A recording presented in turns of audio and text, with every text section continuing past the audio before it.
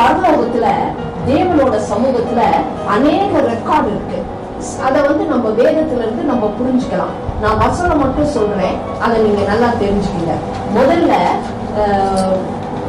ஜீவிக்கிற மனுஷரோட புஸ்தகம், book of living அப்படின்னு ஒண்ணு இருக்கு. இல்ல, அது ஜீவ புஸ்தகம் கிடையாது, அது ஜீவ புஸ்தகம் கிடையாது. I am talking about the book of the living.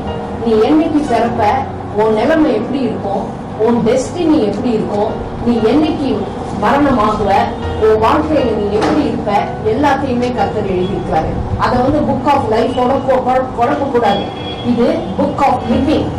ஏன்னா 139வது சங்கீதம் 16வது வசனம் வாசிக்க வேண்டாம், வீட்டுல போய் வாசிங்க.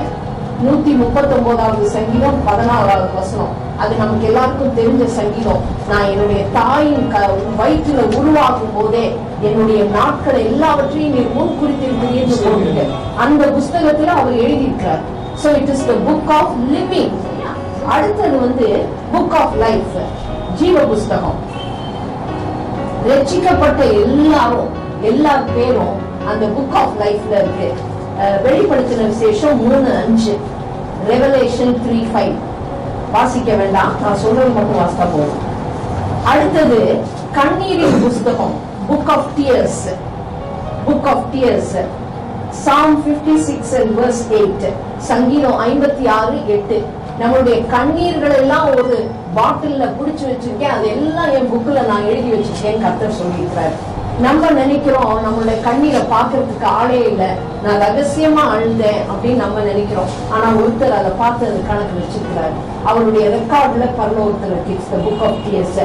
நாலாவது நம்ம செய்யற கிரியைகளின் புஸ்தகம், book of works, book of works. Revelation 20:12, வெளிப்படுத்தின விசேஷம் 20:12, ரெவலேஷன் 20 and 12. ஆனா இன்னைக்கு நம்ம எடுத்துக்கொள்ள போறது ரொம்ப முக்கியமான ஒரு புக், புக் ஆஃப் ரிமெம்பரன்ஸ். மல்கியா 3:16-17. கர்த்தருக்கு பயந்தவர்களுக்காகவும் அவருடைய நாமத்தை தியானிக்கிறவர்களுக்காகவும் ஞாபக புஸ்தகம் ஒன்று அவருக்கு முன்பாக எழுதப்பட்டிருக்கிறது. தேவனோட சமூகத்துல ஒரு புக் இருக்கு, அது book of remembrance, book of remembrance. இந்த புக் ஆஃப் ரிமெம்பரன்ஸ் யாரை பத்தி இருக்கும்னா, தேவனுக்கு பயந்தவங்க, தேவனுடைய வார்த்தைய தியானிக்கிறவங்க. அப்போ ரட்சிக்கப்பட்ட எல்லா பேரும் அந்த புக்ல இருக்காது. தேவனுக்காக வாழ துணிறவங்களுக்கு, எந்த கஷ்டத்தையும் சார்ந்து அவருக்காக நிக்கிறவங்க பேர் தான். Only the overcomers will be written in that book.